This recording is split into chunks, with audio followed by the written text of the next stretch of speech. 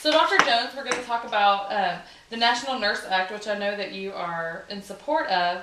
I wanted to ask you a few questions just so I can better understand, and also because these are questions that I think would probably come up in conversation with people that might be skeptical about this. And the National Nurse Act, I know, establishes a position for the National Nurse of Public Health, and I think this job might not be well understood by the public or even by nurses. So, first of all, why would it be necessary to have a National Nurse of Public Health?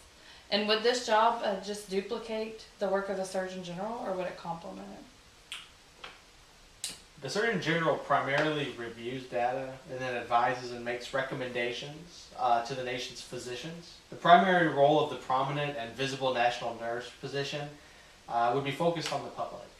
The NN role would advise and make recommendations to public health personnel, community leaders, licensed volunteers, to enhance existing community services to focus on prevention.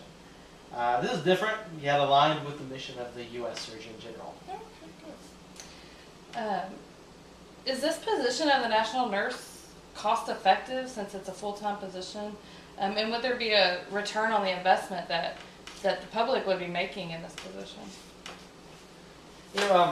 Considering the potential return on investment via cost savings through national prevention efforts, increasing one position from half-time to full-time is not a significant cost factor. So how would you encourage nurses to get involved in making a difference in health policy? What is the best way for nurses to stay informed? First, I would encourage nurses to join TNA, as well as any professional organization that is actively involved in making positive changes for our profession. Being informed and educated is the #1 goal. Then, as they feel passionate about a topic or a piece of legislation, they should do everything in their power to educate others and to promote change by contacting legislators and working to lobby for change. Well, this is a brief I wanted to share with you that I've created that I think might be helpful for nurses who might want to go talk to their legislators or constituents that aren't nurses that are in favor of this. Do you think this is something that we could produce and get in the hands of nurses who would like to visit with their representatives to encourage and support this bill?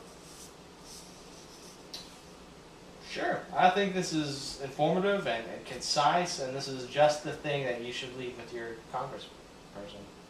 Thank you very much, Dr. Jones.